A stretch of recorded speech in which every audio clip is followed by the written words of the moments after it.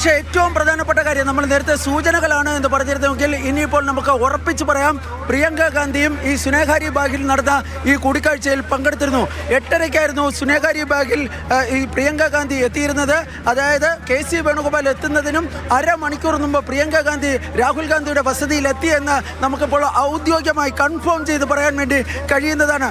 തുടർന്ന് 8:30 മണിക്കാണ് KC വേണുഗോപാലിനെ ഇങ്ങോട്ടേക്ക് അടിയന്തരമായി വരണമെന്ന നിർദ്ദേശം പോകുന്നത്.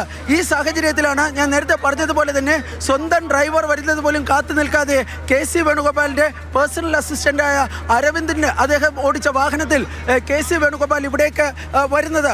ഈ കൂടിക്കാഴ്ചയിൽ പൂർണ്ണ സമയവും പ്രിയങ്ക ഗാന്ധി ഉണ്ടായിരുന്നു എന്നതാണ് ഏറ്റവും വലിയ ബ്രേക്ക്. രണ്ടാമത്തെ ഒരു ബ്രേക്ക് നമുക്കിപ്പോൾ നൽകാൻ വേണ്ടി കഴിയും. കോൺഗ്രസിലെ പല നേതാക്കളുമായും പ്രിയങ്ക ഗാന്ധിയും രാഹുൽ ഗാന്ധിയും കേരളത്തിലെ സാഹചര്യങ്ങൾ സംബന്ധിച്ച് ആശയവിനിമയം നടത്തിയെന്നതാണ് ഏറ്റവും പ്രധാനപ്പെട്ട കാര്യം. അതിൽ രമേശ് ചെന്നിത്തലയും VD സതീശനും ഉണ്ടോ എന്ന കാര്യം നമുക്ക് കൺഫേം ചെയ്ത് പറയാൻ, അതായത് നമുക്ക് ഇവിടുന്ന് ആധികാരികമായി പറയാൻ വേണ്ടി കഴിയില്ല. പക്ഷേ ഒരു തീരുമാനമെടുക്കുമ്പോൾ, ഗാന്ധി കുടുംബം ഒരു തീരുമാനമെടുക്കുമ്പോൾ ആ തീരുമാനത്തിൽ എല്ലാവരുടെയും കയ്യൊപ്പ് വേണമെന്ന ഒരു നിർബന്ധം പ്രിയങ്ക ഗാന്ധിക്കുണ്ടായിരുന്നു. ഈ സാഹചര്യത്തിലാണ് മറ്റ് കോൺഗ്രസ് നേതാക്കളുമായി ആശയവിനിമയം നടത്തിയതെന്നാണ് ലഭിക്കുന്ന വിവരം. ഏതായാലും VD ക്യാമ്പിലും അതുപോലെ തന്നെ രമേശ് ചെന്നിത്തല ക്യാമ്പിലും അന്വേഷിച്ചാൽ അതുമായി ബന്ധപ്പെട്ട കൂടുതൽ വിശദാംശങ്ങൾ ലഭ്യമാകുന്നതായിരിക്കും. തീർച്ചയായും അങ്ങനെയാണെങ്കിൽ നമുക്ക് വളരെ പെട്ടെന്ന് VD ക്യാമ്പിലെയും അതുപോലെ തന്നെ RC ക്യാമ്പിലെയും സൂചനകൾ അറിയണം. തിരുവനന്തപുരത്തെ റിപ്പോർട്ടർമാരെ ഉടൻ കണക്ട് ചെയ്യണം. അതിനുമുമ്പ് വിഷ്ണു പ്രസാദ് ഉണ്ട് ഖാർഗെയുടെ വീട്ടിൽ. വിഷ്ണു, ഖാർഗെയുടെ വീട്ടിൽ നടക്കുന്ന യോഗത്തിൽ മല്ലികാർജുൻ ഖാർഗെ കൂടാതെ ദീപാദാസ് മുൻഷി, മുകുൾ വാസ്നിക്, അതുപോലെ തന്നെ അജയ് രാവിലത്തെ വിഷയല്ലേ? തിരുവനന്തപുരത്ത് ഇല്ല, അത് രാവിലത്തെയാണ്. പറഞ്ഞോളൂ വിഷ്ണു, പറഞ്ഞോളൂ. ആരൊക്കെ?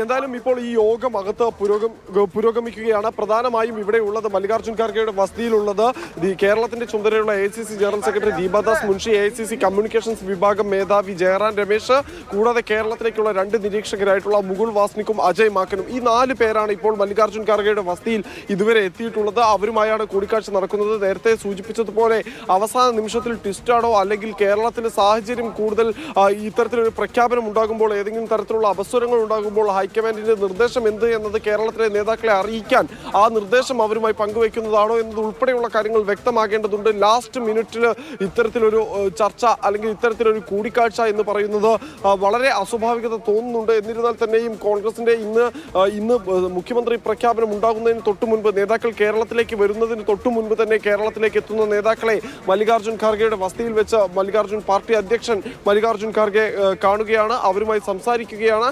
അതിനുശേഷം എന്തായാലും ഇവർ ഇന്ന് ഉച്ചയ്ക്ക് ശേഷം കേരളത്തിലേക്ക് പുറപ്പെടുകയാണ്. ആ പുറപ്പെടുമ്പോൾ എന്തെങ്കിലും ഹൈക്കമാൻഡിന്റെ ഭാഗത്തു നിന്ന് അല്ലെങ്കിൽ കോൺഗ്രസിന്റെ ദേശീയ നേതൃത്വത്തിന്റെ ഭാഗത്തു നിന്നുള്ള എന്തെങ്കിലും സന്ദേശം കേരളത്തിലെ നേതാക്കൾക്ക് കൊണ്ടുപോകാനുണ്ടോ, കൊടുക്കാനുണ്ടോ എന്നത് ഉൾപ്പെടെയുള്ള കാര്യങ്ങൾ ഒരുപക്ഷെ ഇന്നത്തെ ഈ ഒരു കൂടിക്കാഴ്ചയിൽ ചർച്ചയായേക്കുമെന്ന് കൂടി വേണം പറയാൻ. കാരണം സ്വാഭാവികമായും നമ്മൾ പ്രതീക്ഷിക്കുന്നത് ഇത്തരത്തിലൊരു പ്രഖ്യാപനം ഉണ്ടാകുമ്പോൾ എന്തെങ്കിലും തരത്തിലുള്ള അസ്വാഭാവികത ഉണ്ടായാൽ ഹൈക്കമാൻഡിന്റെ ഇടപെടൽ ഉണ്ടാകും, അല്ലെങ്കിൽ അത്തരം കൂടുതൽ വഷളാകാതിരിക്കാനുള്ള ഇടപെടൽ ഹൈക്കമാൻഡിന്റെ ഭാഗത്തു നിന്ന് ഉണ്ടാകുമെന്നതാണ്.